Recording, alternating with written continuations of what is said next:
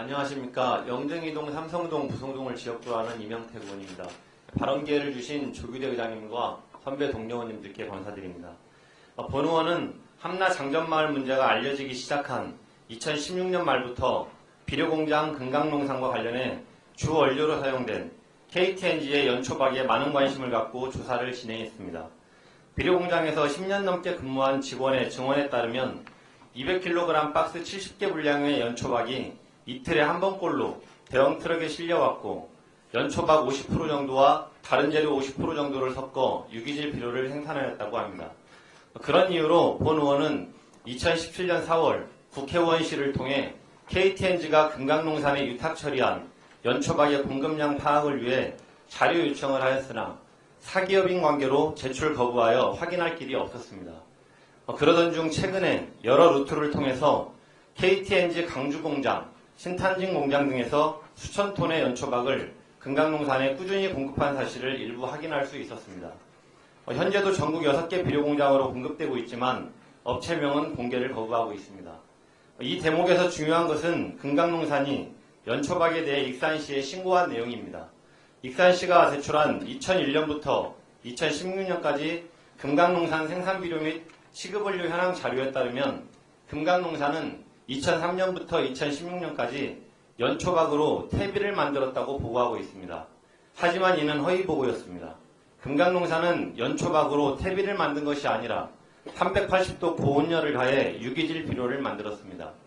니코틴 관련 전문 연구자에게 자문을 구한 결과 연초박은 담뱃잎 찌꺼기로 제품하고 안대에 버려질 뿐 일반 담뱃잎과 성분이 동일해서 가열 등의 공정이 더해지면 각종 암을 불러일으킬 수 있다고 합니다. 또한 열을 가할 경우 발생하는 타르는 암 덩어리라 할 수 있는데 대기에 배출되어 피해를 줄 뿐만 아니라 축적되어 땅, 물, 농산물에도 영향을 줄 수 있고 피부에 접촉하면 피부염을 일으키는 물질이라고 합니다. 장전마을 암발병 주민 가운데 여러 명은 피부암으로 판명받았는데 이의 연관성이 적지 않아 보입니다. 필터를 달아서 피워도 해로운 담배를 하루에 수백 톤씩 불완전 연소가 이루어져 굴뚝으로 내뿜었으니 이는 전 세계적으로도 없을 희대의 사건입니다. 그런데 최근에는 익산시가 금강농산 핵심 기계 철거를 반대하는 주민들에게 기계 떼어가는 것을 못하게 하면 업체가 40억 원 피해 소송을 걸어와 공무원이 다친다. 장전마을 주민들도 그 돈을 물어내야 한다면서 주민들을 해유하고 압박하는 어이없는 입장을 취했다고 합니다. 익산시는 이번에는 공장 앞마당 굴착 결과 폐타이어, 슬레이트 등 불법 폐기물이 땅속에서 발견되었지만 전북 보건환경연구원 분석 결과 아무런 문제가 없으니 신속히 처리하자고 나서고 있습니다. 하지만 보건환경연구원은 2010년 9월, 2017년 2월 이미 2차례나 금강농산을 조사하여 별다른 문제가 없다는 결론을 내놓은 바 있습니다. 반면 2017년 9월 지역 전문가들이 법적 기준물질 이외의 물질까지 환경기초조사를 진행한 결과에서는 결과가 달랐습니다.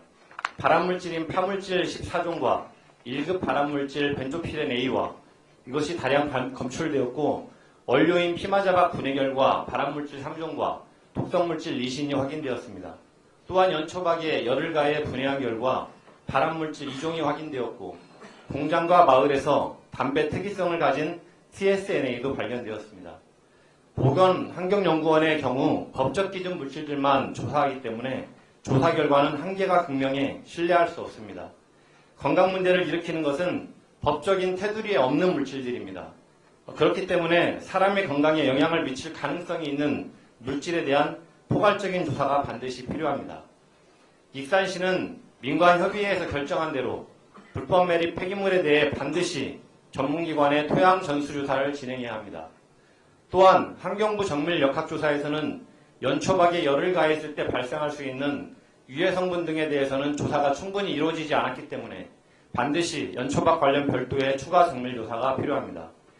함나 장전마을 집단 암발병은 업자의 그릇된 욕망과 제도적 허점, 행정의 무능이 결합되어 발생한 결과입니다.